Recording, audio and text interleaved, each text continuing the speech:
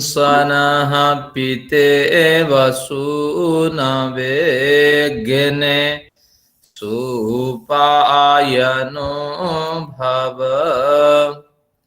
स च स्वानः स्वस्तये ॐ शान्तिः शान्तिः शान्तिः। ओम। सभी उपस्थित सज्जनों और मातृशक्तियों को मेरा अभिवादन, कनिष्ठों को स्नेह है। योग दर्शन की कक्षा प्रगति पर है। थोड़े ही दिन में, यानी हमारे हाथ में वो 50-55 सूत्र हैं और ये 20 सूत्र हैं, 70 सूत्र हैं। लगभग 15-20 कक्षाओं के अंदर हमारा दर्शन समेट जाने वाला है। तो बड़ी खुशी है, एक दर्शन पढ़ लेंगे, फिर समीक्षा आदि कर लेंगे। और इस बीच में मैं ग्रंथ को कुछ आप लोगों के समक्ष अध्ययन के लिए उठाता हूं। अगर कुछ प्रश्न है, मौलिक प्रश्न मन में उठ रहे हो तो आप देखिए, प्रश्न प्रारंभिक पर्याय में थोड़े रख दीजिए। फिर 40 मिनट के बाद मैं फिर ध्यान साधना का भी थोड़ा अभ्यास कराऊंगा। इस तरह इसमें ये कहा हुआ है कि जो सिद्धियां हैं ये तो बाधक है, बाद में समाधि में तो बाधक है। और वैसे लौकिक व्यवहार में वो सिद्धियां तो फिर आप, लेकिन लौकिक व्यवहार में ये पढ़ने से हर व्यक्ति को ये लगेगा, जैसी लोगों की टेंडेंसी होती है कि हम कुछ संयम करें, कुछ करें और हम सिद्धियां प्राप्त करें और उन सिद्धियों से फिर लोगों को इम्प्रेस करें या कोई फायदा उठाएं। वही चीज स्वामी दयानंद जी नहीं चाहते थे। तो ये सिद्धियों से तो ठीक है, तो वो उसका नाजायज फायदा उठाएंगे मतलब, और समाधि में ये बाधक है। तो योगी के लिए तो सिद्धियां, अच्छा कुछ सिद्धियां ठीक है, कुछ सिद्धियों को ठीक भी बताया है योगी के लिए। अभी एक सूत्र आएगा, शायद आज आ जाए। ते समाधा उपसर्गा, ये समाधि में उपसर्ग है, विघ्न है। व्युत्थाने सिद्धयः, व्युत्थान दशा में ये सिद्धियां हैं। तो इसलिए उन्होंने कहा सिद्धियों के पीछे नहीं भागना, और सिद्धियों की प्राप्ति और उसका आनंद लेंगे तो साधना में कहीं ना कहीं विघ्न आपको मिलेंगे। तो जो हो रहा है, जो हमारे कहने पे कुछ हो जाता है, हमारे रहने पर दूसरों को खुशियां मिलती है, हमारी तारीफ दूसरे लोग करते हैं तो करते हैं, कोई बात नहीं। हम अपने मार्ग पे चले और सही सही जीवन जिए। कल एक बढ़िया, उसमें शनिवार को एक बढ़िया चर्चा हुई थी ना, कुर्वन्नेवेह कर्माणि जिजीविषेत् शतं समा, यानी कर्म करेंगे लेकिन ऐसा कर्म करें कि कर्म के फल, उसके संस्कार जो तो है, बन चुके हैं, वो तो भोगना है, लेकिन इस जन्म के कुछ संस्कार हम पे लिप्त ना हो, उस संस्कार के बंधन में हम न आए। और वो क्या कर्म है? ना वेदोक्त कर्म ही संस्कार से आपको रहित कर सकते हैं, लेकिन शास्त्रोक्त कर्म आपको बचा नहीं सकते। देखिए, मनुस्मृति में क्या कहता है? सत्यम ब्रीयात प्रियम ब्रीयात। सत्य बोलना है लेकिन प्रिय सत्य बोलना है। तो प्रिय सत्य के लिए तो आपको दिमाग लगाना पड़ेगा ना। तो जैसे दिमाग लगाए तो आपकी कुटिलता वहां शुरू हो गई, तो कर्मा से आपका बन गया। अंधे व्यक्ति को आप अंधा नहीं कह सकते।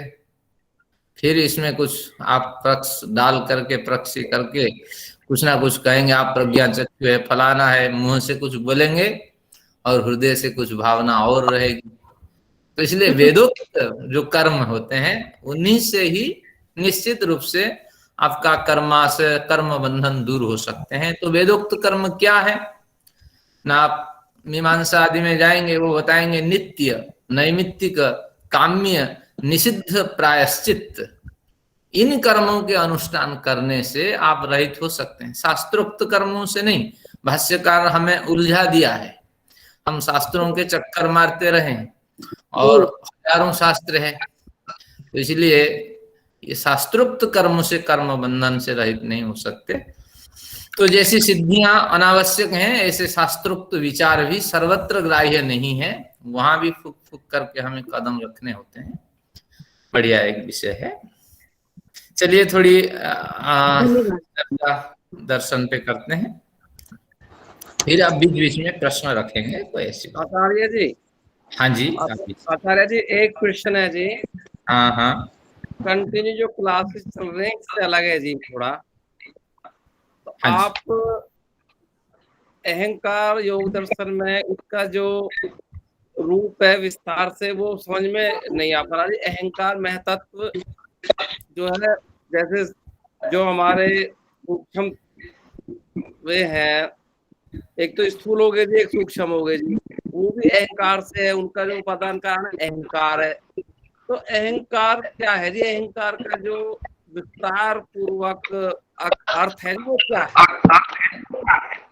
ठीक है, एक प्रासंगिक प्रश्न है और ग्रंथ से संबंधित है।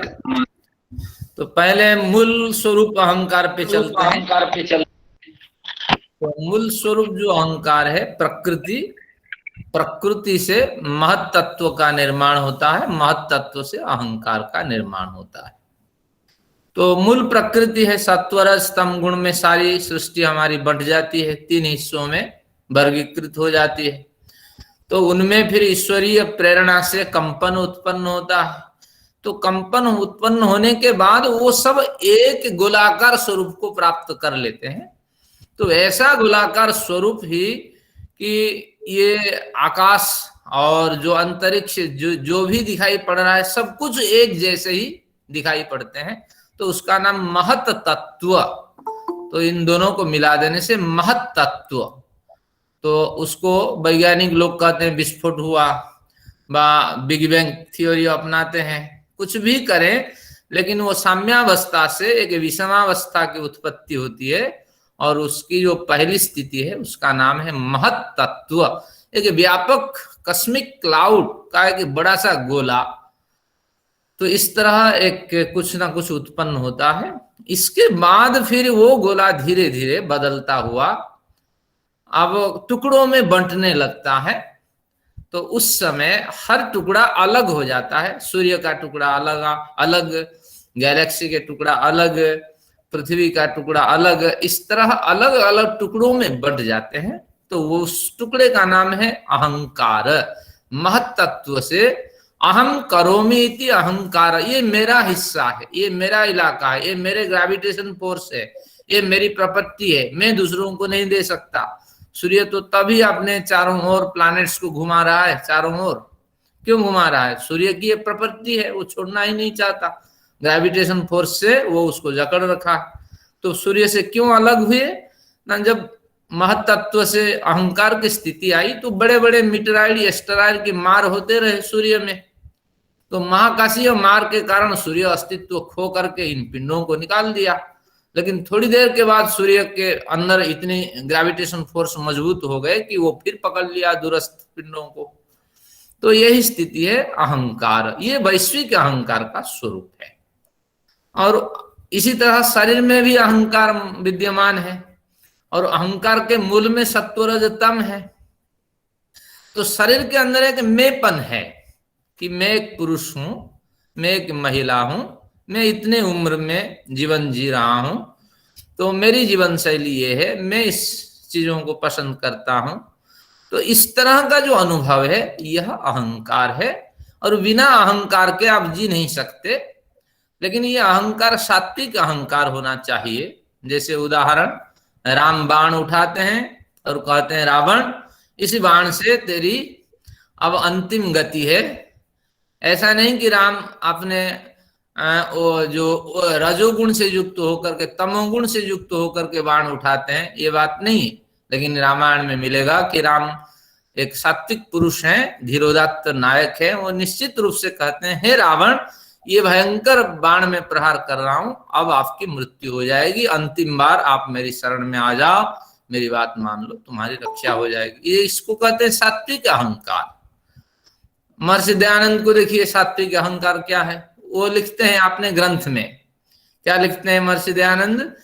कि मेरे सत्यार्थ प्रकाश जब सभी लोगों के पास पहुंच जाएगा भूमिका में, निश्चित रूप से समाज में बहुत बड़ा परिवर्तन होगा, बहुत बड़े वर्ग इस समाज से लाभान्वित होंगे। तो फिर अगर आप कहेंगे यहाँ भी रजोगुण से प्रेरित होकर महर्षि दयानंद लिखते हो, ये बात भी नहीं है। वो चाहते थे समाज का कल्याण हो। तो इस तरह सात्विक अहंकार हमारे अंदर बना रहेगा। और सात्विक अहंकार मनोबुद्धि चित्त अहंकारों में से अहंकार एक अति सूक्ष्म वस्तु है, पता नहीं लगता। जो मैं अनुभव करता हूं वो अहंकार से पुष्ट होता है, क्योंकि मन अनुभव करके चित्त को पहुंचाता है, चित्त बुद्धि के द्वारा विश्लेषण करके अहंकार की मदद से आत्मा तक उसको पहुंचा देता है। अहंकार पहुंचा करके कि मैं फाइल पुट ऑफ कर रहा हूं, इस तरह अहंकार अनुभव करता है। फिर वहां से जो संकेत आता है, पहले ही अहंकार अनुभव करता है। तो अहंकार पे अधिकार करना ये बहुत बड़ी बात है। लेकिन अहंकार को हम तीनों रूपों में बदल सकते हैं। हमें सात्विक अहंकार से युक्त होना है, उसी से कल्याण होता है। और जैसे जैसे हमारे कर्माशय नष्ट हो जाते हैं, साधना में हम प्रतिष्ठित हो जाते हैं, तो ये अंतःकरण ही नहीं रहता, मनोबुद्धि चित्त अहंकार नहीं रहते, और उस समय अंतःकरण जीवात्मा बन जाता है। और वही जीवात्मा फिर जो नित्य शुद्ध बुद्ध मुक्त आदि गुणों से युक्त है, तो उससे दिव्य प्रेरणाएं मिलती हैं। यानी हमारे अंतःकरण रहते हैं, वो जीवात्मनिष्ठ हो जाते हैं। जैसे 1 घंटे आप मेरे निष्ठ हो जाएंगे, मेरी जो ज्ञान है, मेरी जो समझ है, जो अनुभूति है, उससे युक्त हो जाएंगे। तो उसी तरह जीवात्मा का जो पूर्ण अनुभव है और जो उसकी संभावनाएं हैं, सारी विकसित हो जाने के बाद ये अंतःकरण जीवात्मनिष्ठ हो जाता है। और उस समय अहंकार का जो सात्विक स्तर है वो गिर जाता है। तो फिर हम ईश्वर का साक्षात्कार करते हैं। इस तरह धन्यवाद सर जी, बहुत बढ़िया। आपने जो है एकदम दैट इज क्लियर नाउ, बहुत अच्छी तरह से आपने जो है इसको एक साफ तरीका से समझा दिया जी। चलिए, धन्यवाद। आइए कुछ स्वाध्याय करते हैं। आचार्य जी प्रश्न रख सकते हैं, क्योंकि हमें आचार्य जी, हाँ, मैं ये कह रहा था, ईश्वर सच्चित अनंत स्वरूप है। तो अनंत स्वरूप इसलिए है क्योंकि वो क्लेश कर्म विपाक से दूर है, उसमें कोई क्लेश नहीं। लेकिन हम सब जीवात्माएं तो क्लेशों से जो है, जीवात्माएं तो क्लेशों से युक्त हैं। अविद्या अस्मिता राग द्वेष को दूर किए बिना हम कैसे आनंद की प्राप्ति, लगातार परमानेंट आनंद कैसे पालेंगे? उसके लिए तो लगा दीर्घकालीन अभ्यास और वैराग्य के बिना तो ये संभव नहीं। तो खाली हम ये प्रार्थना करें कि हमारे को आनंद की प्राप्ति हो जाए, क्या पूर्ण आनंद हम प्राप्त कर पाएंगे? बहुत बढ़िया प्रश्न है, और आपके प्रश्न में उत्तर ही छिपा हुआ है। क्योंकि जब हम अष्टांग योग का अनुष्ठान करते हैं तो हर एक अंग को हम निगरानी से देखते हैं। मैं यम का पालन कर रहा हूँ, जहां जहां कमी है वो नजर आपको आ जाएगा जब आप पाठ करेंगे। आज मैंने किसी की गाली दी, अहिंसा का आचरण कर रहा हूँ, वहीं से त्रुटियां सामने आने लगेगी। तो इसलिए प्रयत्न तो आप निश्चित रूप से करेंगे कि मैं आनंद से जुड़ूं, लेकिन जो कमियां हैं ये भी आपको महसूस होगी। तो अगले बार फिर आप प्रयत्न करेंगे कि इस तरह आचरण न करूं, मैं ब्रह्मचर्य से युक्त हूं लेकिन हूं नहीं ब्रह्मचर्य से युक्त, तो इसलिए वो कमी आपको वहां खलेगी। लेकिन हमारे पास विकल्प कुछ नहीं है, तो हम इसको पाठ करते हुए अपनी कमियों का मनन करेंगे, फिर हम प्रयत्न करते रहेंगे। जैसी स्थिति हमारे साथ है तो उसी स्थिति से हम आपसे जुड़ना चाहते हैं, तो निश्चित रूप से हमारी बुद्धि परिशुद्ध हो जाए, फिर हम इन कमियों को दूर करें। तो इसलिए इसका स्मरण जरूरी है। कुछ उर्मिला मैडम जी का प्रश्न रहा, कुछ आवाज आ रही थी। प्रबुद्ध विदुषी है हमारी। चलिए आगे देखते हैं, कोई बात नहीं। फिर विषय जितना हम पढ़ लेंगे, फिर इसका मनन चिंतन करेंगे, उतने विषय क्लियर हो जाएंगे। अब हमारे सामने ग्रंथ है मूर्धा ज्योतिषी सिद्ध दर्शनम। अनुराधा जी ने बढ़िया आज काव्य श्रृंखला सुनाई हमें। उसमें उन्होंने वो अप्रासंगिक विषय को ले लिया, जो लवण क्षीर सर्पी दधि दुग्ध जलो कस। फिर उन्होंने वो 7 लोकों का वर्णन किया। ये अनावश्यक था, ये कुछ बिंदुएं थी, क्योंकि हमें तो अपनी मान्यता के हिसाब से चलना है। ओम। और हाँ जी, हाँ कुछ विचार रखें। तो माँ की ज्योतिषमयी प्रवृत्ति, हाँ आवाज नहीं आ पा रही। हाँ, मन की ज्योतिषमती प्रवृत्ति,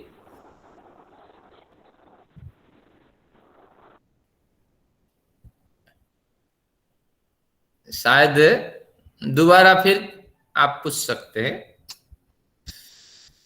आगे हम बढ़ते हैं, फिर जैसे आपकी आवाज आएगी फिर देख लेंगे। मूर्ध ज्योतिषी सिद्ध दर्शनम। अब इसमें क्या कहना चाहते हैं कि हमारी पिछले कक्षा की अंतिम सूत्र है ये। तो सिद्ध पुरुषों का दर्शन हो जाएगा। जो सिद्ध पुरुष हैं और अभी जीवित हैं उनका हम दर्शन कर पाएंगे, लेकिन मृतक सिद्ध पुरुष जो हैं, मुक्तात्मा लोग हैं, उनका दर्शन नहीं होगा।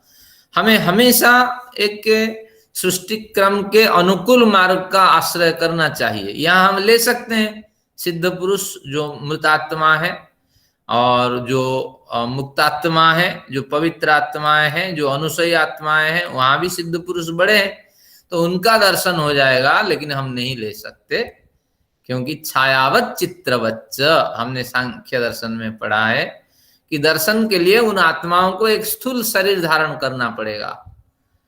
लेकिन जैसे किसी ब्लैक बोर्ड में आप चित्र बनाएंगे तो पहले ब्लैक बोर्ड चाहिए, आपको स्याही चाहिए, कलम चाहिए, आपको पूर्व ज्ञान चाहिए। ये आधार होने पर ही चित्र आपके उभरेंगे।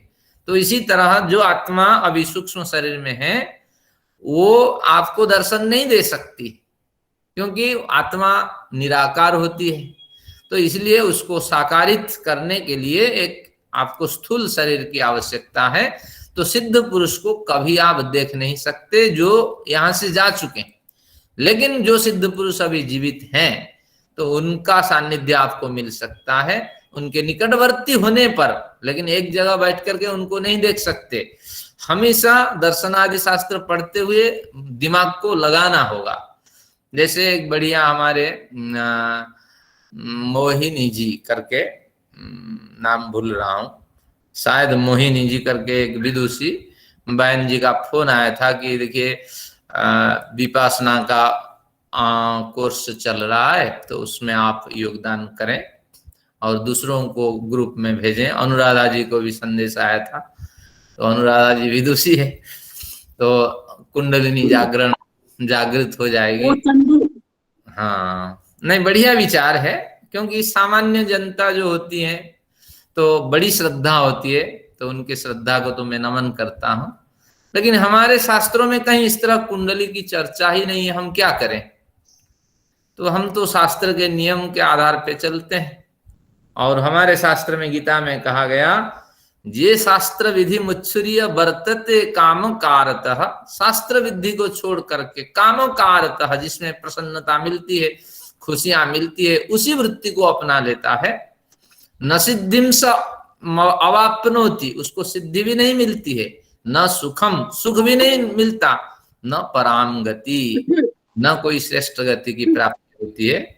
तो इसलिए देखिए, मीट मछली खाने में कितनी प्रसन्नता होती है, बढ़िया शरीर ताजगी बन जाता है, शरीर में ताजगी आ जाती है। तो ये भी काम कारतः, तो हम उसको ग्रहण नहीं कर सकते, भले ही वो स्वास्थ्य के लिए लाभप्रद हो। हम कोई दूसरा विकल्प चुनाव करते हैं। तो इसलिए जो शास्त्र में नहीं है, चंदन लगाने से कितनी ठंडगी आती है, हाँ, ये तीसरे नेत्र आपके खुल जाते हैं। तुलसी के माला पहनने से शरीर में कितनी ऊर्जा आती है, क्योंकि तुलसी की लकड़ी में बहुत कुछ गुण होते हैं। लेकिन हम क्या करें, मजबूरी है, हमारे लिए शास्त्र डंडा लेके बैठा हुआ है कि आप चंदन नहीं लगा सकते, क्योंकि शास्त्र में प्रमाण नहीं है। और आप माला नहीं पहन सकते साधना के लिए। शरीर जैसा है उसको ऐसे चलने दीजिए। कितनी अंगूठियां पहनते हैं, शनि खराब है, राहु खराब है, बृहस्पति खराब है, सब कोई खराब है, पैदा ही क्यों हुए, लेकिन हम अंगूठी नहीं लगा सकते क्योंकि शास्त्र में ऐसा कोई विधान ही नहीं है। हम क्या करें? हम तो ब्रह्मा से लेके जैमिनी तक चलते हैं। जैसा शरीर है उसको ऐसे रहने दे, तो इस तरह ये मान्यता है। और अगर ऐसा नहीं है तो सफलता आपको नहीं मिलेगी, श्रम तो होगा। कोल्लू के बैल जैसे दिन भर घूमते रहेंगे, शाम को दोनों बात करते हैं, बैल घूम घूम के परेशान है लेकिन कहीं चले नहीं, जहां थे वहीं पहुंचे। तो इसलिए शास्त्र की मर्यादा। अच्छा, ये छोटा सा हाँ प्रश्न जी, है। ये हाँ जी। कुंडलिनी जागृत करने का तो बहुत इसमें इतना बताते हैं सब जगह, तो ऐसा कुछ शास्त्रों में नहीं है ये कुंडलिनी आपके जैसी सामने कुछ? योग दर्शन है, सारी मेडिटेशन पद्धति जो है यहीं से निकली है। ये आप पढ़ के देख लीजिए, कहीं कुंडलिनी मिल जाए तो बताना। कुछ गणेश जी, कुंडलिनी होती क्या है, पहले तो ये भी पता करना पड़ेगा ना। हाँ, कुछ गणेश जी से सुनते हैं। हाँ, ये हाँ, काल्पनिक। हाँ, ये हम ये अब ये पूछना चाहते हैं आचार्य जी हाँ जी, कि ये जैसे स्वप्न अवस्था में हम बहुत सी मृत आत्माएं भी देख लेते हैं, जो हमारे पूर्वज थे, उनको भी कभी कभी जो है उनसे भी बातचीत हो जाती है। तो इसी प्रकार से क्या योगी जो है वो मृत जो है सिद्ध पुरुषों से कभी कभी ऐसा बातचीत नहीं कर सकता? जैसे हम लोग स्वप्न अवस्था में होते हैं, बहुत सी चीजें ऐसी देखते हैं जो मतलब हमारे इस समय नहीं है, लेकिन वो आ रहे हैं स्वप्न में और उनसे बातचीत भी हो रही है, उनके दर्शन भी हो रहे हैं। ये मतलब है तो स्वप्न, लेकिन फिर भी ऐसा अनुभव होता है। तो क्या ऐसा सिद्ध पुरुष जो है मैं समझ गया, योगी कर सकता है? यहाँ जो कथन है वो संगत नहीं होगा, लेकिन आगे सूत्र आएगा, प्रतिभादवा सर्वम। जिनकी प्रतिभा होती है, पिछले जन्म के संस्कार उनके साथ आए हुए होते हैं, इस जन्म में भी कुछ प्रतिभा उन्होंने अर्जित की हुई होती है, तो उसको ऐसा कुछ अनहोनी जो है उसकी अनुभूति होती है। अभी आएंगे वो सूत्र, फिर मैं उस समय आपको संशोधित करूंगा। तो यहाँ ऐसा नहीं है, किसी सिद्ध पुरुष को आप नहीं देख सकते, क्योंकि उनका शरीर होता ही नहीं, कैसे देखेंगे? ये शास्त्र का सिद्धांत है। धन्यवाद। आगे आचार्य जी, हाँ जी, जो अथर्ववेद का एक मंत्र है अष्टचक्र नव द्वारा अयोध्या के बारे में जो है, बिल्कुल, वो क्या है? उसमें 8 धातुओं की कल्पना है, 7 धातु है और एक ओज है। जब इस तरह कई तरह की इसकी व्याख्याएं होती है, रस, रक्त, मांस, अस्थि, मज्जा, शुक्र, ये 7 धातुएं हैं। और फिर इन सब से जब परिपक्व शरीर हो जाता है, ओजह एक 8 धातु है। इन 8 धातुओं को चक्र के रूप में कहा गया है। अगर आप 8 चक्र की कल्पना करते हैं तो एक तो आपका मल द्वार, मूत्र द्वार, मणिपुर, स्वाधिष्ठान, ये 2 चक्र है। फिर नाभि चक्र 3, हृदय चक्र 4, कंठ चक्र 5 और आपका ललाट चक्र 6, मूर्धा चक्र 7 और कोई एक चक्र आप निकाल लें 8। लेकिन इतने में आपके 8 चक्र नहीं होंगे, बहुत से चक्र होंगे। महिलाओं के स्तनों से भी दूध निकलता है, वो 2 चक्र आपको मानना पड़ेगा, क्योंकि वहां से भी आपकी सारी क्रियाएं होती हैं। तो और भी शरीर में हजारों लोमकूप हैं, तो वहां से भी मल उत्सर्जित होते हैं। तो इसलिए आप तो लाखों चक्र के अधिकारी हैं, 8 चक्रों से आप बंध नहीं सकते। तो इसलिए उस चक्र की यहाँ बातें नहीं है। तो इस तरह इस मान्यता को हमें अलग की ओर मोड़ना पड़ेगा। और कुंडलिनी की कहीं कोई उल्लेख नहीं है हमारे शास्त्र में, हम क्या करें? तो इसलिए वो माता अन्नपूर्णा देवी जो कुंडलिनी साधना करती है, तो उनको छोड़ दीजिए, शास्त्र की ओर बढ़िए, आगे बढ़ते हैं। धन्यवाद। मतलब वेदों में भी नहीं है कुंडलिनी का जिक्र? नहीं, कुछ नहीं, यही तो मंत्र है आपके सामने। तो इससे ये चक्र का क्या अर्थ हुआ फिर यहाँ? चक्कर कोई गोल चक्कर बंबीरी जैसा घूमने वाला तो नहीं हुआ ना? हाँ, वही है, यू टर्न है चक्र का मतलब। कुछ नाड़ियों का आपस में आगे पीछे जाना, गांठ जैसे बंध जाना, ये चक्र है। तो हर जगह चक्र आपको मिलेंगे। तो आपके हाथ में तो 50 चक्र हैं, छोटी छोटी तंत्रियां इधर से गई है, उधर से गई है। तो वास्तविक यहाँ अष्ट चक्र से अभिप्राय 7 धातु और एक ओज, ये 8 चक्र है। पर ये 7 चक्र से आचार्य जी उन्होंने बोला ना, जैसे 7 चक्र जो है हमारे, आपने बताया यही इम्पोर्टेंट है ध्यान लगाने में। इन्हीं 7 चक्रों से कहते हैं ऊर्जा जो शक्ति है वो पहुंचती है और ध्यान जो है ज्यादा जल्दी और हायर स्टेट पे हम पहुंच जाते हैं। और ध्यान लगता है हमारा। इसीलिए 7 चक्रों को एक्टिवेट करने के लिए बोलते हैं। मेन ये 7 चक्र हैं जो इनको एक्टिवेट करें अगर हम, तो हम ऊपर मतलब ध्यान स्थिति जो है, साधना की स्थिति हमारी ऊपर ध्यान ज्यादा उससे लगता है कहते हैं, और ज्ञान की प्राप्ति होती है और हम सत्य को जान सकते हैं। ठीक है, लेकिन कहाँ पे उल्लेख है 7 चक्र की बात? ये हम तो तर्क के साथ हमें प्रमाण चाहिए ना। हमारे शास्त्र में 8 चक्र की बात है, आप एक चक्र और कहाँ से लाएंगे? और कहीं ऐसा उल्लेख नहीं कि इसी को हम मूलाधार कहते हैं, इसी को स्वादिष्टान कहते हैं, इसी को मणिपुर कहते हैं, इसी को विशुद्ध कहते हैं, इसी को अनाहत कहते हैं। कहीं तो उल्लेख नहीं है। आप पढ़िए ब्रह्मा से लेकर जैमिनी तक ग्रंथों को।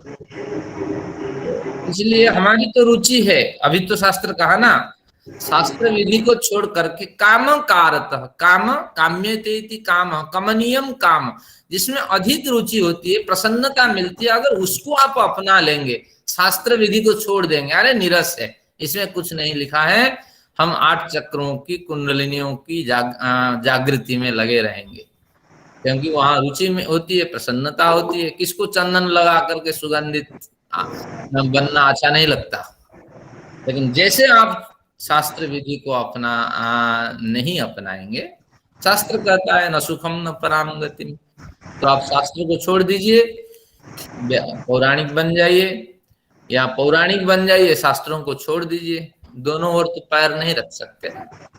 ये तो यहाँ तो फिर चक्र का अर्थ तो फिर यही निकला कि अपनी बुद्धि को परिष्कृत कीजिए, और तो कोई अर्थ नहीं निकलता। बुद्धि परिष्कृत होगी तो बाकी। हाँ, तो इसलिए हमारे शास्त्रों में प्रमाण आता है, हृदय पे ही आप ध्यान को केंद्रित करें, इस तरह आता है। तो यही योग दर्शन आपके सामने है और वेद आपके इसके पीछे है। चलिए, हमारी तो इच्छा होती है कि कुछ परंपराएं इनको माने, लेकिन हम शास्त्र में बंधे होते हैं, हमारे लिए थोड़ा। आचार्य जी, इस योग दर्शन में भी तो सिद्धियां पढ़ रहे हैं, इसमें भी तो आ रहा है ना, कंठकूप में आप करें संयम, या नाभि में संयम करें, तो ये चक्र वही, फिर चक्र ही तो कह लो, या उनको ये नाम दे लो कि यहाँ पर करें। ठीक है, इनकी गिनती कर लीजिए, योग दर्शन में कितने कंठकूप आते हैं, 7 आपके निकल जाते हैं क्या? ये तो कहता है हर जगह संयम करिए, कुछ ना कुछ मिलेगी। वो तो हर दिन संयम बता रहे हैं। हाथ में क्यों बंधे? जैसे मूर्ति पूजक कहते हैं कि ईश्वर तो कण कण में बसता है, तो उस मूर्ति में, मंदिर के मूर्ति में भी तो ईश्वर बसा हुआ है, तो क्यों उसको आप पूजन करने में मना करते हैं? फिर उसका समाधान है, कण कण में बसते हैं तो उस दीवार में भी ईश्वर होते हैं, तो उस चामर में भी ईश्वर होते हैं, पंखे में भी ईश्वर होते हैं, पानी में भी ईश्वर होते हैं, और उस जो पात्र है उसमें भी ईश्वर होते हैं। हम केवल वो स्पेसिफिक जो मूर्ति बनी हुई है उसको ईश्वर क्यों माने, उसके निकट क्यों सिर झुकाएं? बाहर खड़े होकर के सारे विश्व को सिर झुकाएं, ईश्वर तो सब और है। तो इसी तरह है, तो इस चक्र में हम नहीं बंधेंगे, आगे बढ़ेंगे। अभी ये गणेश जी का ये सूत्र आया, उन्होंने कहा स्वप्न में भी कभी कभी सिद्ध पुरुषों के साथ बातचीत हो जाती है, ये प्रतिभा का कारण है, सिद्ध पुरुषों से बातचीत नहीं होती है। साधना आदि करने के कारण ऐसे संस्कार उत्पन्न होते हैं जिससे आपको अगली जो घटना होनी है, अगली जो समस्याएं होनी है, कहीं ना कहीं संकेत मिल जाता है। ये पूर्व जन्म के अच्छे प्रारब्ध जो निकले हैं और जो इस जन्म के अच्छे कर्म हैं वही फल है। लेकिन कभी भी आप नहीं कह सकते हम सिद्धात्मा से बात करते हैं, क्योंकि सूत्र आपके सामने है, छायावत चित्रवत च। छाया को आंकने के लिए एक चित्र फलक चाहिए और आवरण चाहिए, तो जो अशरीर आत्माएं हैं उनको अभिव्यक्ति होने के लिए, उनकी अभिव्यक्ति होने के लिए उनको स्थूल शरीर चाहिए। तो प्रतिभा द्वारा सर्वम कहा, बहुत सी सिद्धियां तो मैंने बता दी, लेकिन समझ लेना चाहिए बहुत कुछ सिद्धियां, सभी सिद्धियां मिल जाती हैं प्रतिभा ज्ञान प्राप्त हो जाने पर। आपको बहुत सी सिद्धियां मिल जाएगी, और क्या क्या सिद्धियां हैं देखिए, उसको भाष्यकार ने बढ़िया खोला। कहीं कहीं भाष्यकार की निंदा करते हैं, कहीं कहीं प्रशंसा करते हैं, यहाँ बढ़िया उन्होंने खोल दिया। प्रातिभम नाम तारकम, एक तारक ज्ञान है, ये त्राण कर देने वाला, संसार से पार उतार देने वाला एक ज्ञान है, इसलिए इस प्रातिभ ज्ञान का नाम तारक ज्ञान है। तद विवेकजस्य मैं ज्ञानस्य भी बम। मैं भी एक प्रश्न कर लूं। हाँ जी। बहुत प्रश्न हुए हैं, आपको डिस्टर्ब कर रहे हैं। कोई तो आप बात बात कर रहे हैं ना मूर्ति पूजा की, उसके बारे हाँ। में मैं थोड़ा सा कहना चाह रही हूँ ठीक है। कि आप पुस्तक है हमारे पास, हम पुस्तक का सम्मान करते हैं और बिल्कुल पुस्तक के एक तरह से मन से पूजा करते हैं, ठीक है। ठीक है। तो ये एक मूर्त रूप है पुस्तक, जो भी है एक रूप है। तो इसी तरह मूर्ति जो है वो भी एक रूप है। तो जैसे स्वामी दयानंद की, मैं किसी को क्रिटिसाइज नहीं कर रही, मैं स्वामी बिल्कुल दयानंद जी की मूर्ति हम रखते हैं, स्वामी दयानंद जी की फोटो रखते हैं, दीवार पे टकी होती है। चलिए आप दीपक ना जलाएं, कुछ ना करें, पर रखते तो हैं। बिल्कुल।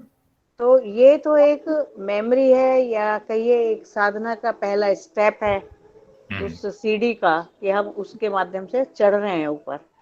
ठीक है। तो इसका मतलब विवेकानंद जी ने भी निराकरण नहीं किया, उन्होंने उनको माना है। तो इसलिए मैं तो सोचती हूँ कि मूर्ति पूजा, ढोंग जो है उसको खत्म करना, उसमें स्वयं को अर्पित करना। जैसे आप चक्र वगैरह में भी तो हम अर्पित कर रहे हैं ना स्वयं को। तो ये हो तो मूर्ति पूजा में दोष नहीं है, पर ढोंग बना देते हैं तो फिर ये दोषपूर्ण हो जाता है। बिल्कुल मेरा ये ऐसा मानना नहीं कुछ है, लेकिन केवल ही हमें जैसे पुस्तक में रुचि होती है, श्रद्धा भावना आदि व्यक्त करते हैं। इसमें एक बात मैं भी कहना इसमें एक चाहूंगी चीज आचार्य जी हम जरा निराकरण इसका करना चाहते हैं। ठीक है। जैसे हम किसी जैसे दयानंद की अभी आपने उपमा दिया, तो दयानंद पैदा हुए, उनकी वास्तविक मूर्ति थी, उनको हमको मालूम है कि वो कैसे आकार प्रकार के थे, किस प्रकार सा उनका वो था। लेकिन जो मूर्तियां हम बना रहे हैं परमात्मा की, या ऐसा तो परमात्मा है नहीं कहीं, तो ये मूर्तियां हम काल्पनिक बनाते हैं, इसलिए इनका जो है तो कोई महत्व नहीं है, या इनके जो है ढोंग में। अब जितने देखिए हमारे यहाँ जो आक्रमण हुए विधर्मियों के, इनमें कितना ज्यादा जो है मूर्तियों को तोड़ा गया, हर मंदिर को तोड़ा गया।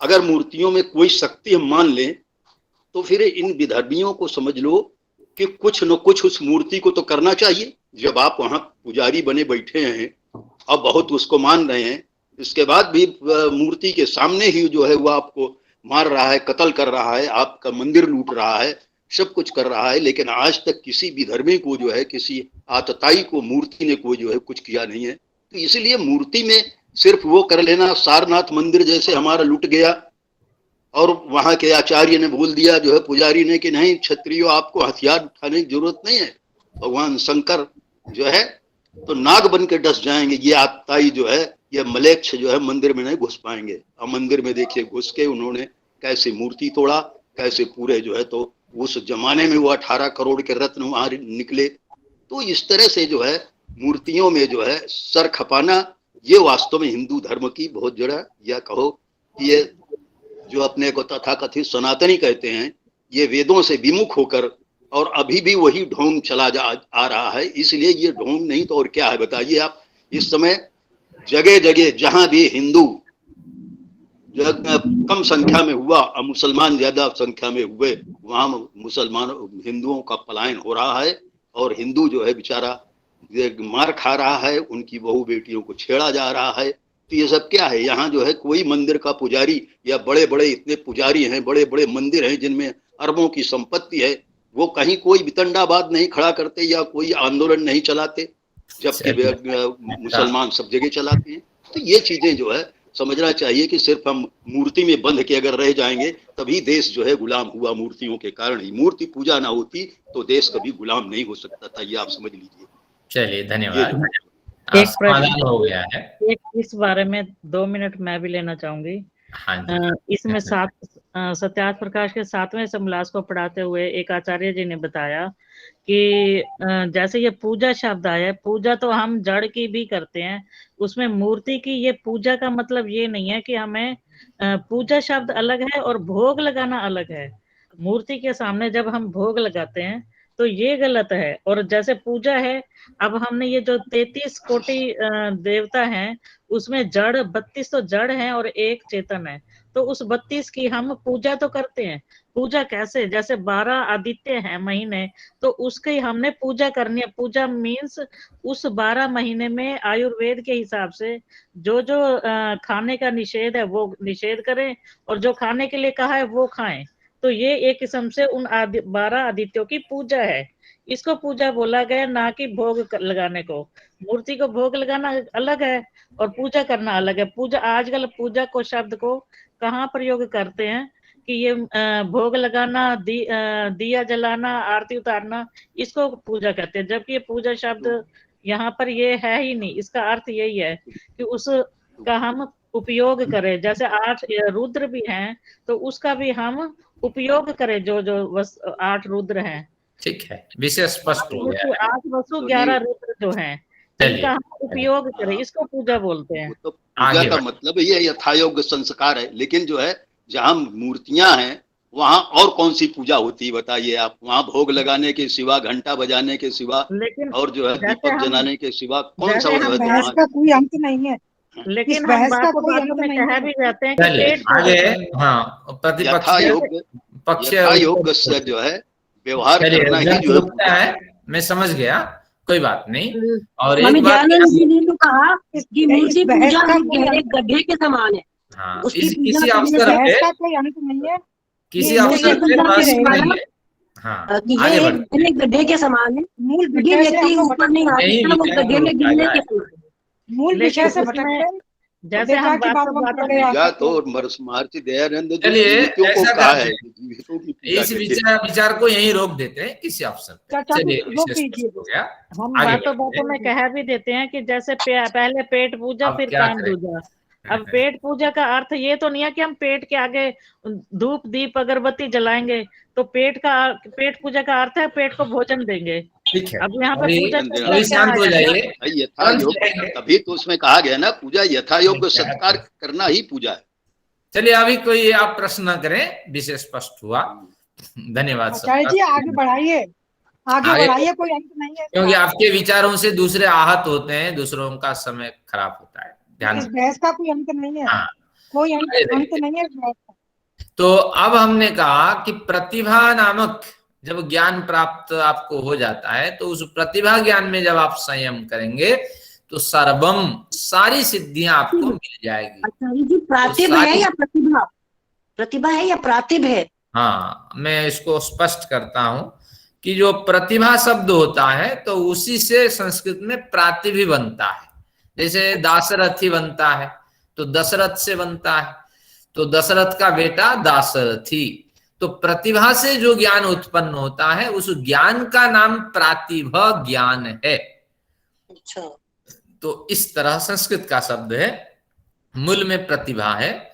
तो प्रतिभा शब्द से उत्पन्न ज्ञान का नाम प्रातिभ ज्ञान है। उस ज्ञान में, प्रतिभाजन्य ज्ञान में जैसे संयम करेंगे तो आपको सभी कुछ सिद्धियां मिल जाएंगी।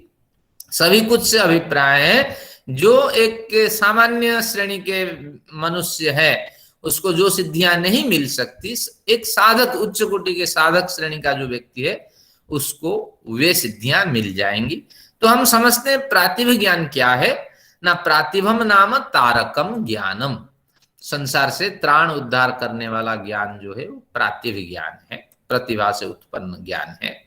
और तद विवेकजस्य ज्ञानस्य पूर्व रूपम, वह ज्ञान जो है विवेक ज्ञान, अभी आएगा कि निर्विप्लवा विवेक ख्याति, जो प्रकृति भिन्न है, पुरुष भिन्न है, लेकिन हम क्या करते हैं, प्रकृति पुरुष इन दोनों में कोई ज्ञान, भिन्नता का कोई ज्ञान हम अनुभव नहीं कर पाते हैं। सिर में दर्द है, पूरा शरीर आपका कराहता है, दुखी होता है, लेकिन उस समय हमें जितना भी ज्ञान हमें है उस आधार पे हम सोचते हैं कि ये शरीर अलग है, आत्मा में अलग हूं, तो निश्चित रूप से शरीर में हो रही पीड़ा मुझसे भिन्न है।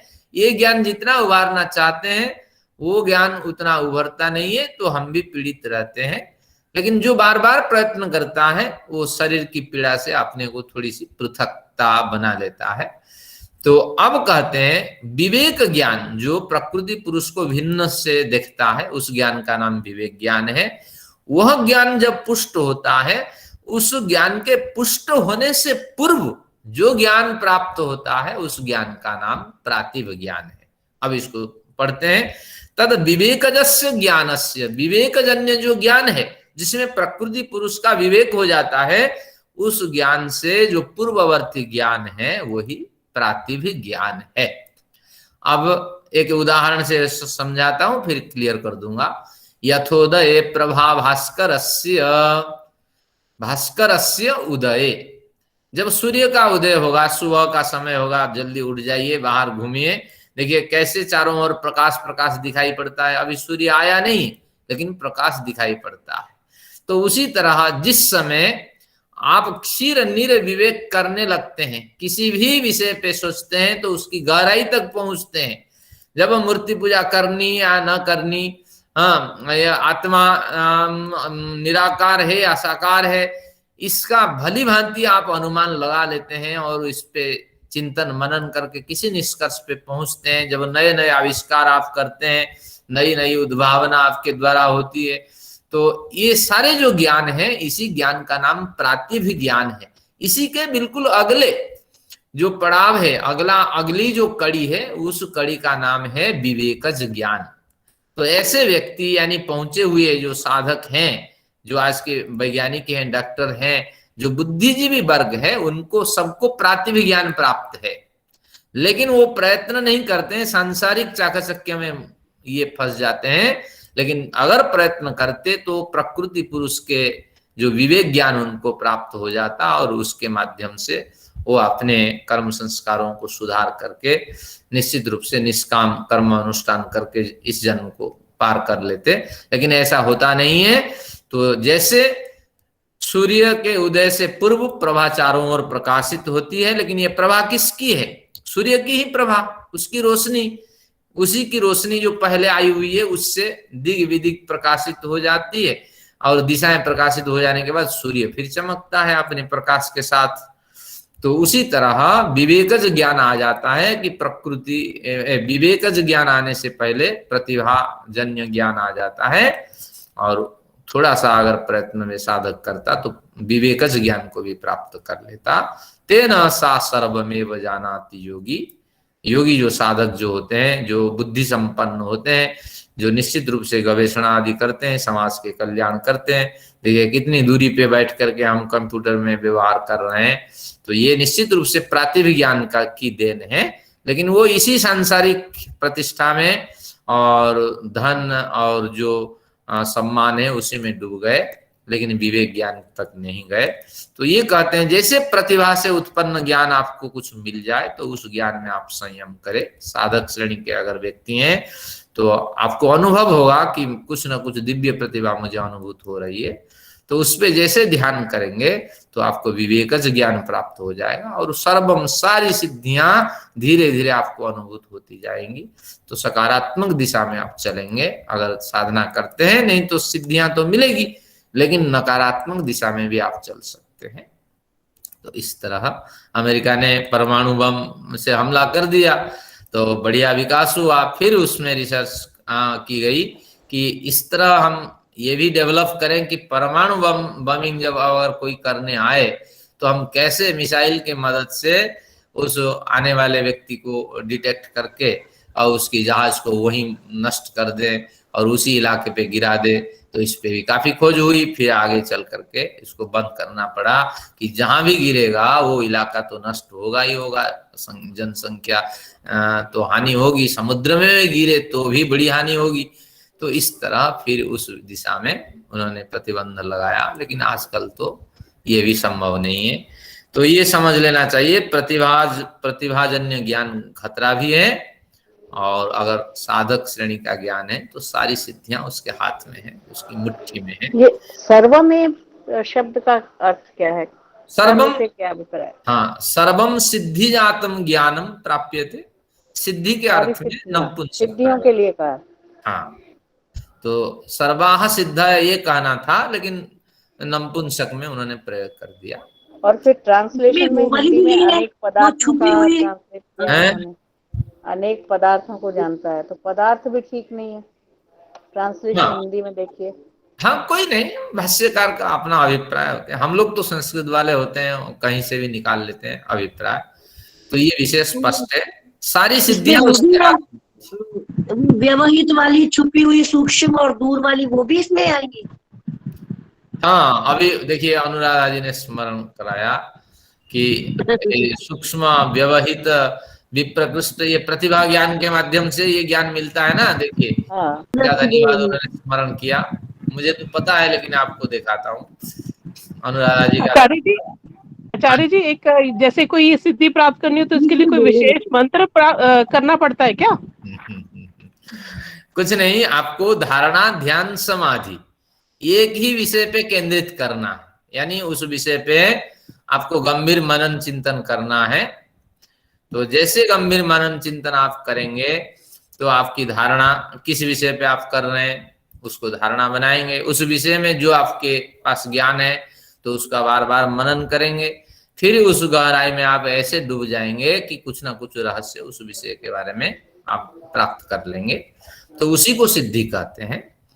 तो यही सिद्धि है। देखिए यहाँ अनुराधा जी ने कहा प्रवृत्त लोकन्यासात सूक्ष्म व्यवहित विप्रकृष्ट ज्ञान, ज्योतिष्मति प्रवृत्ति से जब युक्त हो जाते हैं, सात्विक गुण से युक्त हो जाते हैं तो विषयों का ज्योतिष्मति प्रवृत्ति की प्राप्ति होती है। तो जैसे सूक्ष्म व्यवहित विप्रकृष्ट ज्ञान को प्राप्त कर लेते हैं, तो उसी तरह प्रतिभा ज्ञान भी एक ज्ञान है, वहां से सब कुछ हम प्राप्त कर सकते हैं, हमारे ग्रंथकार कहते हैं।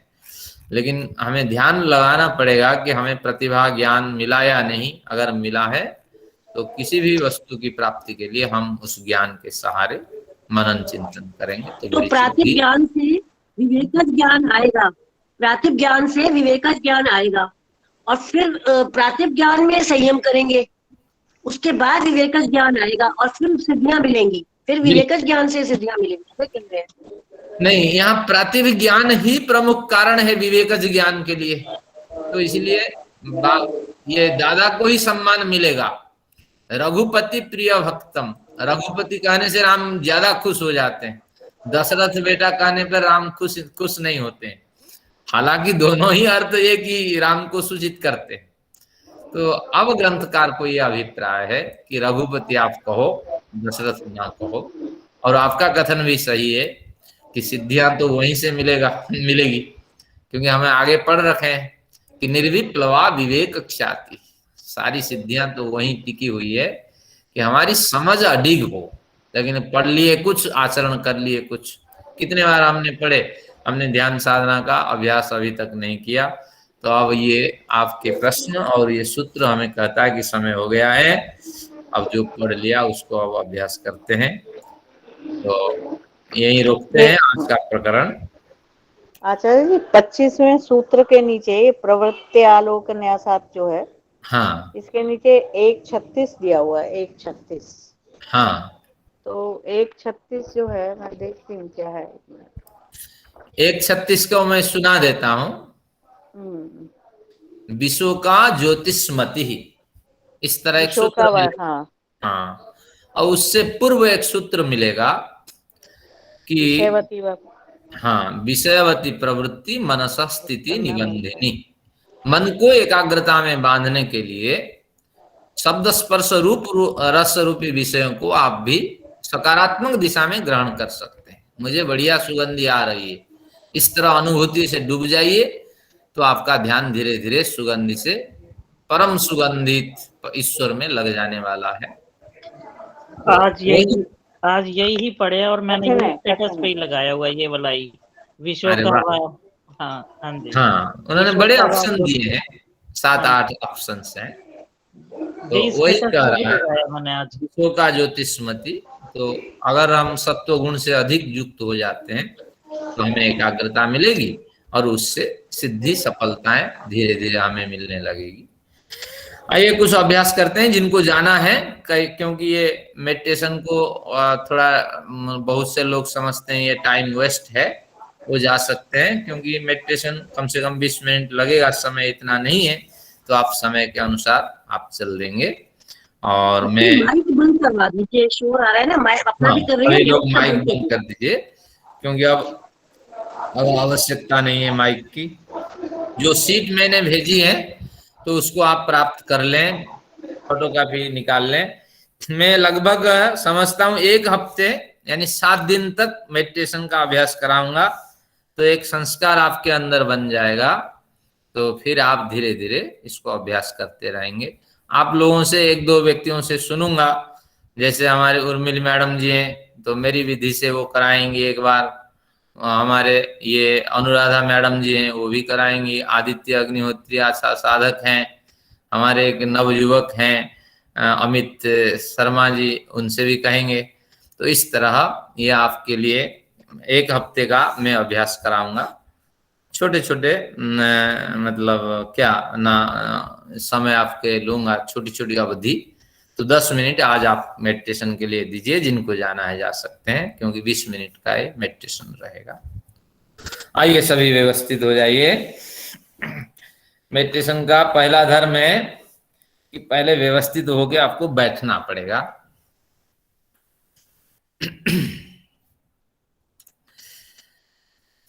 समः काय शिरग्रीवम, यानी शरीर को, रीढ़ की हड्डी को बिल्कुल सीधी रखें।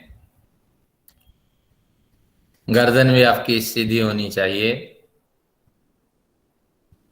सिर भी व्यवस्थित हो। शब्दावली मेरी रहेगी, अब आप आनंद लीजिए। फिर आपकी शब्दावली को मैं भी एक बार सुनूंगा। जो मैं अभ्यास कराऊंगा केवल जब आप स्वयं अभ्यास करेंगे, मौन से ये सारी क्रियाएं होगी, तभी जाके आनंद मिलेगा। लेकिन आज आपको आनंद मिलेगा, मुझे नहीं मिलेगा। मैं रजोगुण से युक्त रहूंगा, शब्द बोलूंगा। आइए एक बार ओंकार का उच्चारण करते हैं, लंबी सांस लेकर के।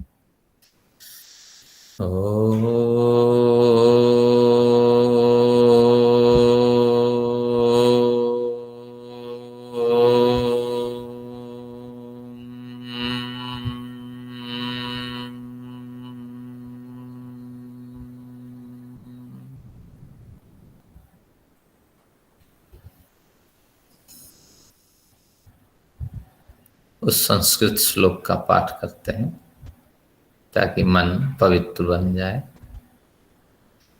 ओम ईश्वराय नमस्तुभ्यं जनन्यै च नमो नमः, जनकाय नमस्तेस्तु भूयः श्री गुरवे नमः।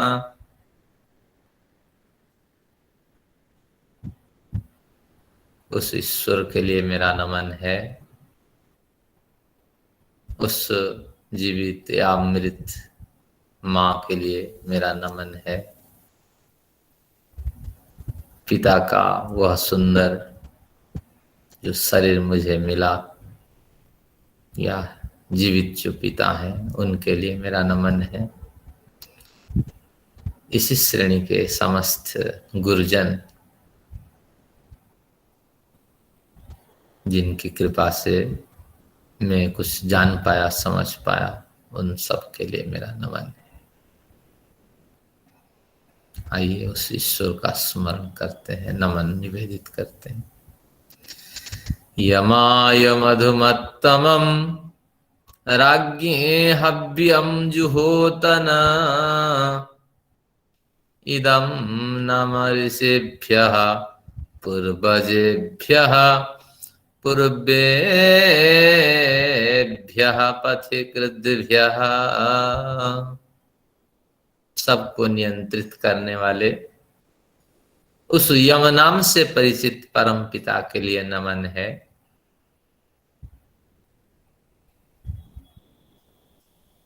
हमारे पूर्ववर्ती समस्त ऋषि मुनियों के लिए नमन है। ध्यान, साधना, संयम, सदाचार के मार्ग प्रशस्त करने वाले सभी साधकों का, पूर्ववर्ती साधकों का नमन है। आइए परम पिता का भी एक बार स्मरण करते हैं। ओम नमः संभवाय च मयो भवाय च नमः शंकराय च मयस्कराय च नमः शिवाय च शिवतराय च। जिनसे सुख प्राप्त होता है वो संभव है, उनके लिए नमन। जो प्रयत्न पूर्वक हमें सुख उपलब्ध कराते हैं वो मयोभव है, उनके लिए नमन। जो सम यानी कल्याण करने वाले हैं वो शंकर हैं, उनको भी मेरा नमन। जो विशिष्ट सुख प्रदान करने वाले हैं, मुक्ति सुख प्रदान करने वाले हैं, वो मयस्कर है, उनके लिए नमन। जो कल्याण स्वरूप है वो शिव है, उनके लिए नमन।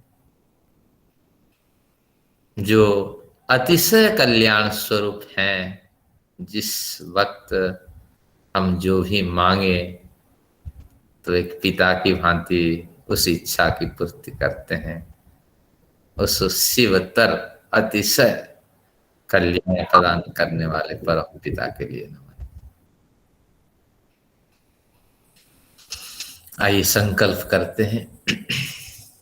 हे परम पिता, मैं विविध दुखों की निवृत्ति और आनंद की प्राप्ति के लिए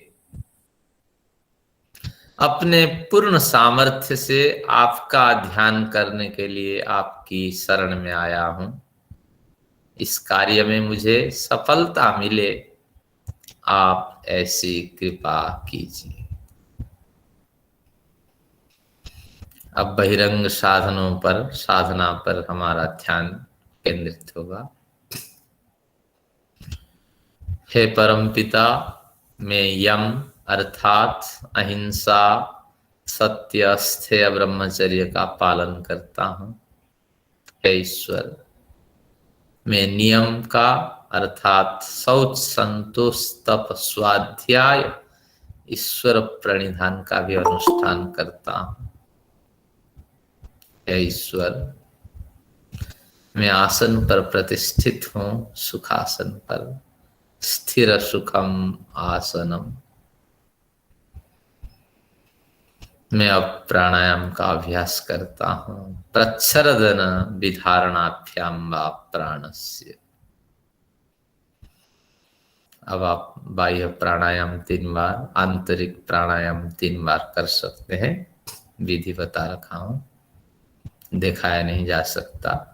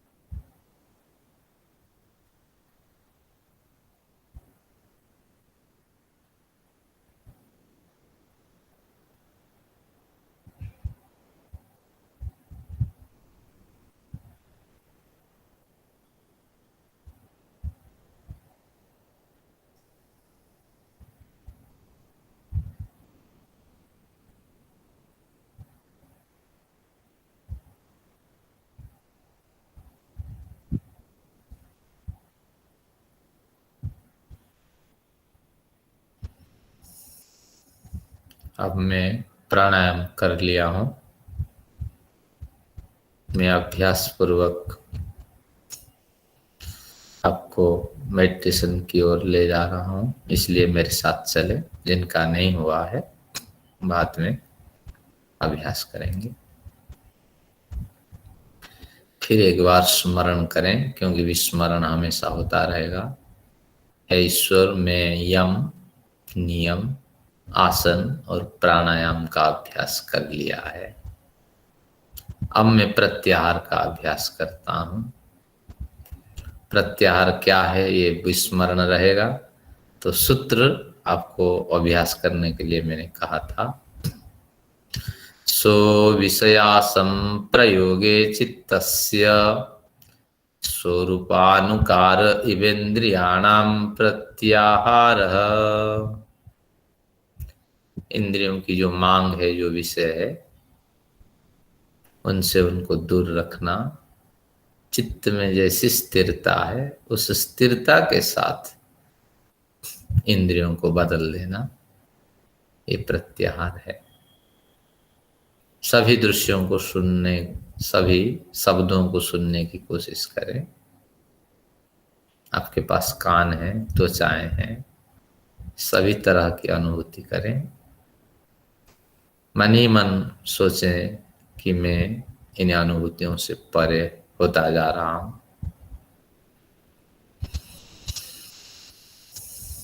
इन अनुभूतियों की कोई छाप, कोई लगाव मेरे पर नहीं पड़ रहा है।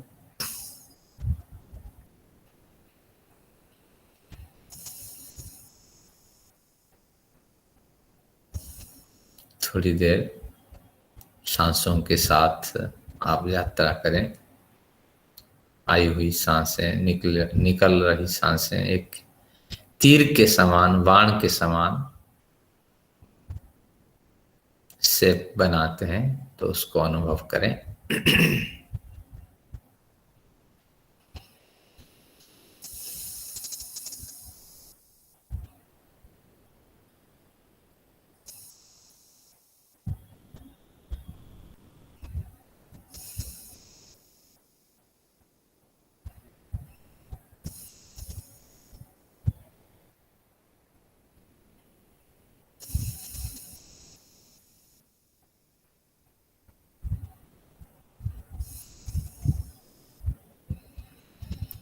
आप फिर स्मरण करें, यम, नियम, आसन, प्राणायाम, प्रत्याहार। धारणा की ओर बढ़ रहे हैं। धारणा का सूत्र विस्मरण करें। देशबंधश्चित्तस्य धारणा। चित्त को किसी एक देश में बांधना है। हे ईश्वर, मैं केवल और केवल ही आपका ध्यान करने के लिए उद्यत हूं। मैं अपने अंतःकरण को मन के साथ शरीर के अंदर स्थापित करता हूं, जहां मेरा हृदय है। मेरा वो हृदय एक उंगली के बराबर, अंगूठे के बराबर है। वहां एक देशी मेरी आत्मा अणु परिमाण वाली निवास करती है। अब मेरे साथ पास चुनौती है कि कण कण में रम रहे वो परमात्मा मेरी आत्मा में जो रम रहे हैं, मैं उसे अनुभव करूं। मेरे हृदय देश में उनको अनुभव करूं। मेरे संपूर्ण शरीर में मैं उसको अनुभव करूं। संपूर्ण ब्रह्मांड में अनुभव करूं। तो ऐसी अनुभूति मुझे आप प्रदान करें। बिल्कुल मन को उस अणु परिमाण वाली अतिशय सूक्ष्म आत्मा में मन को टिका दीजिए कि कुछ तो है, लेकिन अशरीर है, जानने में असमर्थ है। उसी आत्मा के अवयवों में हमें ईश्वर का अनुभव करना है। उसी अनुभूति से जगत में व्याप्त परमेश्वर को अनुभव करना है। धारणा जितनी बढ़िया होगी, आगे ध्यान उतना बढ़िया लगेगा। हम मन को उसी आत्मा में टिकाते हुए ओंकार का उच्चारण और योग दर्शन के 3 सूत्रों का पाठ करते हैं। मन आपकी उस आत्मा में टिके रहनी चाहिए, क्योंकि हमने पढ़ा था कि तीनों के संयम से ही सफलता मिलती है।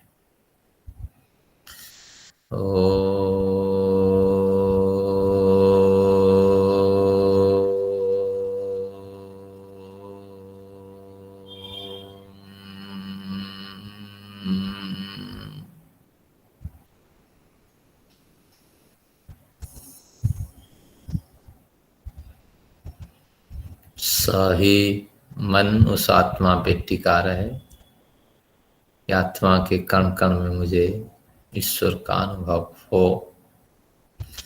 सही पूर्वेशामपि गुरु हो काले नानवच्छेदात्। वह इसे अणु परिमाण वाली आत्मा के अंदर जिसे मैं अनुभव करने के लिए प्रतीक्षा कर रहा हूं, वह पूर्वेशामपि गुरु हो, सभी पूर्ववर्ती गुरुओं का गुरु है। मेरी आदि गुरु माता और पिता भी है। त्वं हीनः पिता वसो त्वं माता शतक्रतो बहुविध अधाते सुम नमीमहे। आप सर्वव्यापक भी हो, अविनाशी हो, कालेन अनवच्छेदात्। विश्वतश्चक्षुरुत विश्वतस् पात विश्वतो बाहुरुत विश्वतस् पात विश्वतो चक्षुरुत विश्वतो मुख विश्वतो बाहुरुत विश्वतस् पात संबाहुभ्यां धमति संपतत्रिहृद्या वा भूमिं जनयन् देव एकः। इन सूत्रों का अर्थ भी मैंने लिख दिया है, मनन करें कि तुम्हारे सब ओर आँख हैं, हाथ हैं, पैर हैं। द्यावा पृथ्वी को तुम सब ओर आवृत कर रखे हो।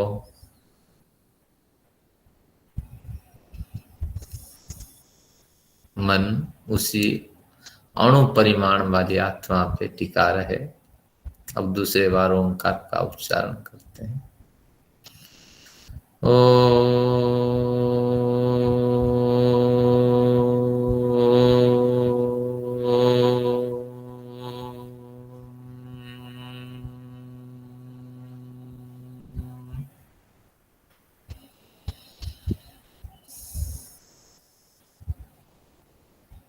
विश्राम के समय पर उस आत्मा को देखते रहिए, कभी तो ईश्वर का साक्षात्कार होगा इस भावना से। कोई असत्य कल्पना मन में नहीं उठानी है कि मैं देख रहा हूं, लेकिन हमें प्रतीक्षा है। आइए द्वितीय सूत्र पढ़ते हैं। तत्र निरति स्वयं सर्वज्ञ बीजम।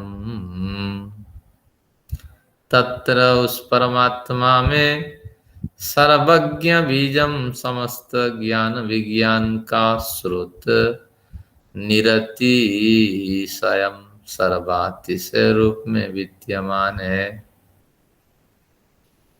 हे ईश्वर, तू हमारे समस्त कर्मों के ज्ञाता, दृष्टा, साक्षी, प्रमाणज्ञ और उपदेष्टा है।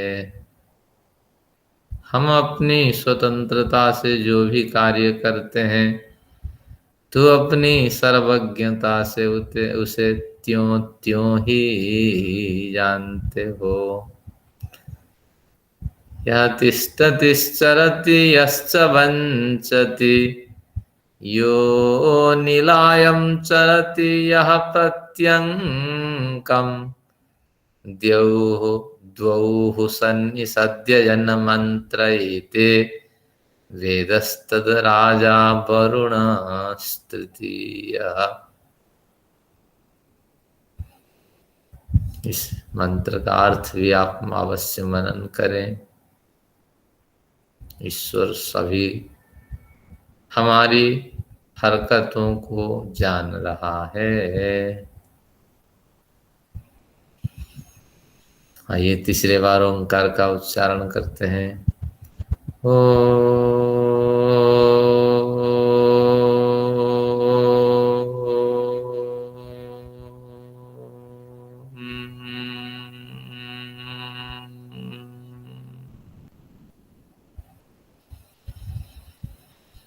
मन को हृदय के उस अणु परिमाण वाली आत्मा पे टिकाए रखिए। सारी स्तुति हम देखने की प्रतीक्षा कर रहे उस परम पिता के लिए है कि उतना सूक्ष्म है कि उसकी अनुभूति होते ही संपूर्ण विश्व में सभी अनुभव हमें हो पाएगा। योग दर्शन का तीसरा सूत्र स्मरण करते हैं। क्लेश कर्म विपाका सैर परामृष्टः पुरुष विशेषः ईश्वरः। इन विशेषणों से युक्त है परम पिता। हमें आपके दर्शन की प्रतीक्षा है।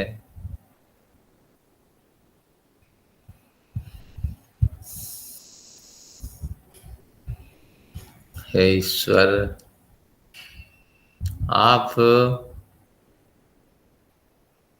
सर्वव्यापक है, आप न्यायकारी है, आप विशेष पुरुष है अर्थात जगत रक्षक है, सर्वरक्षक है। आप आनंदमय स्वरूप हैं। आनंदमयो अभ्यासात् अकामं अकामः धीरो अकामो धीरः अमृतः स्वयंभुः रसेन तृप्तः न कुतश्च नूनः। तमेव विद्वान्न विभाय मृत्यो रात्मानं धीरं मजरं युवानम्। अब यहाँ से साधना धीरे धीरे धीमी होती जाएगी, गहराई होती जाएगी, क्योंकि ये सारी क्रियाएं आप मन ही मन कर रहे होंगे। 3-4 विचारों पे आपको ध्यान टिकाना है कि मैं मन को जहाँ केंद्रित कर रहा हूँ वह ईश्वर एक है। अनुभव करिए, एक अगर होगा तो किस तरह होगा, ऊर्जा में स्वरूप वाला होगा, तीनों लोगों उसमें समाहित होगा, अखंड है, सब और समान रूप में परिव्याप्त है, अद्वितीय है, कभी दूसरा हो नहीं सकता। वह सर्वव्यापक है, आकाश के समान। देखिए आकाश कैसे सभी वस्तुओं में विद्यमान है, तो मेरी आत्मा के अंदर विद्यमान व आत्मा के अंदर अनुभूत होने वाले वो ईश्वर सर्वव्यापक शक्ति से युक्त है। वो परम चेतन है। मैं उनको देख पाऊं या न देख पाऊं, मेरी सारी भावनाओं को समझते। वो आनंदमय स्वरूप वाले हैं। मुझे उस आनंद की प्राप्ति करनी है। आनंदमयो अभ्यासात् आनंदम ब्रह्म सच्चिदानंदम ब्रह्म।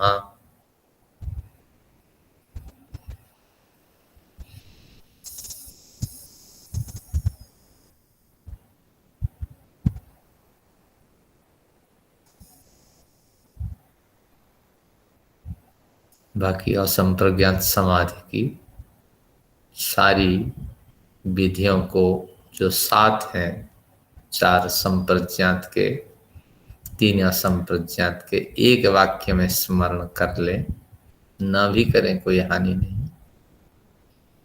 है आनंदमय परम पिता, मैंने स्थूल भूतों से, सूक्ष्म भूतों से, इंद्रिय तंत्र से, जीवात्मा के स्वरूपों से, नश्वर शरीर से और त्रिगुणमयी प्रकृति से भली भांति अनुभव कर लिया है। आनंद वहां नहीं है। आनंद तो तुझ पर विद्यमान है। मैं उसे अनुभव करना चाहता हूँ, मैं उसे प्राप्त करना चाहता हूँ। आनंदमयोऽभ्यासात् यदग्निस्यामहं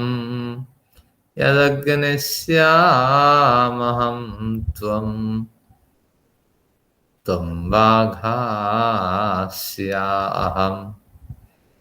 स्युस्थे सत्या इहासि सनः पितेव सूनवे अग्ने सुपायनो भव सजस्वानः स्वस्तये। इन मंत्रों के अर्थ अगर मनन करेंगे तभी आनंद आएगा। तो मंत्र अभ्यास करते वक्त अर्थों से जरूर गुजरिए। अब विचारों से रहित हो जाइए। काफी ऊंची उड़ान हमने उड़ ली। मन को आत्मा पे आपने टिकाए रखा है। अनुभव करें उस अणु परिमाण वाली आत्मा में आनंदमय परमेश्वर की जो चाह है वह किस तरह होगी अगर अनुभव होगा कि वसंत की फुहार के समान, सायंकाल की ताजगी के समान, प्रातः काल की ताजगी, विवेकज ज्ञान प्राप्त उपलब्धि के समान।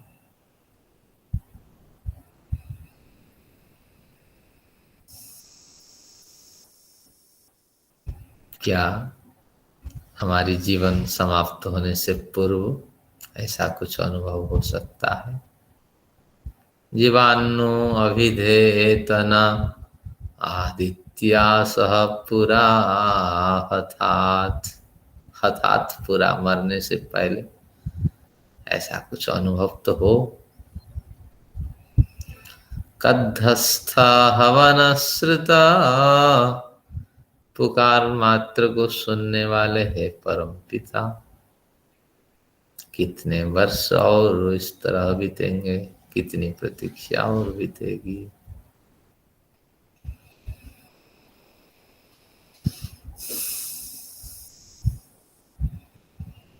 अब थोड़ी देर त्वचाओं से कुछ अनुभव करने की कोशिश करें, कानों से कुछ सुनने की कोशिश करें। कुछ दिव्य गंध, दिव्य रस, दिव्य दर्शन मनस्तर में कुछ हो, ये भी ऑप्शन आप खुला रखें। थोड़ी देर बैठें।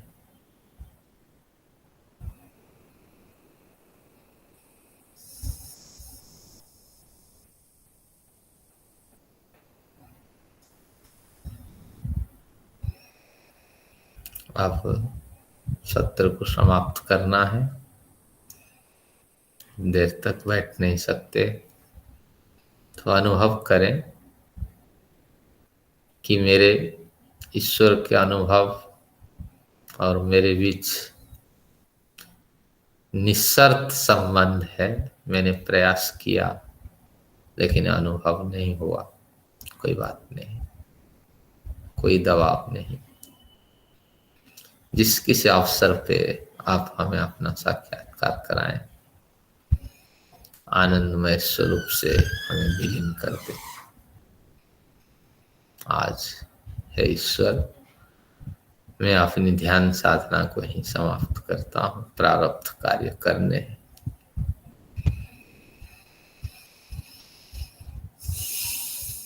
आपने अच्छे अवसर दिया, इसके लिए धन्यवाद। एकाग्रता बनी रही, इसके लिए धन्यवाद।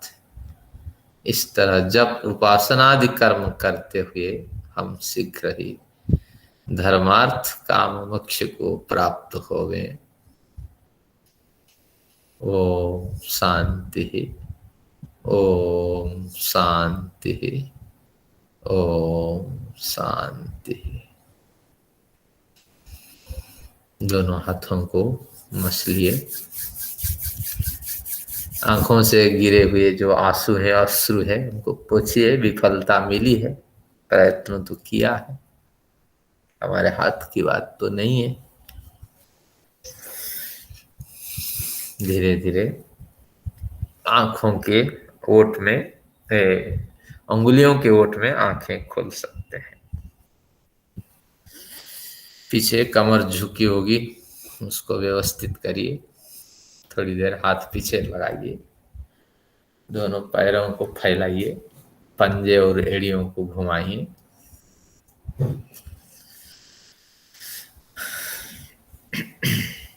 और आंखें खोले। सभी का धन्यवाद। एक कुछ मेरी विधियां थी, तो मैंने भी बहुतों से इसका अभ्यास कराया व किया। चलिए, कुछ शब्दावली स्पष्ट हुई होगी, कुछ नहीं हुई होगी। आप अभ्यास जैसे करेंगे ऐसे आपको लाभ मिलेगा। तो कोई है नहीं रसगुल्ले की हमें तत्काल मिल जाए, तो आपकी श्रद्धा, आपकी भावना इस पे निर्भर करता है। चलिए, बिल्कुल समय से मैंने सत्र समाप्त कर दिया जैसे कहा था। आप सभी लोगों का धन्यवाद आचार्य जी। धन्यवाद आचार्य जी, बहुत अच्छा आया। तो ये मैं 7 दिन कराऊंगा, आगे सब साधकों से 1-2 बार कराएंगे, फिर आप स्वाध्याय करेंगे। और ये मैं रसगुल्ला हूँ, ईश्वर रस है, वो मेरे अंदर बाहर पूर्णतः व्याप्त है, इसीलिए मैं रसगुल्ला हूँ और वही मुझे पाना है। क्या बढ़िया, ये विचार भी आप रख सकते हैं। हाँ, तो जो अच्छे विचार मिलेंगे उनको आप बटोर के रखिए। क्या बढ़िया विचार है। तो मुझे उस रसगुल्ले का जो मूल स्रोत है उसको जानना है, तो ये इसमें विचार की प्रमुखता है। आइए शांति पाठ। सभी को धन्यवाद, सभी को नमन। ओम द्यौः शान्तिरन्तरिक्षं शान्तिः, पृथिवी शान्तिरापः शान्तिरोषधयः, शान्तिः वनस्पतयः, शान्तिर्विश्वे देवाः, शान्तिर्ब्रह्म शान्तिः, सर्वं शान्तिः, शान्तिरेव शान्तिः, सामा शान्तिरेधि। ओम शान्तिः शान्तिः शान्तिः। ओम। चलिए, यही अनुभव संसार में हमेशा बना रहे कि हमें ईश्वर का अनुभव करना है। ज्ञान के आधार पे हमें दौड़ लगानी है।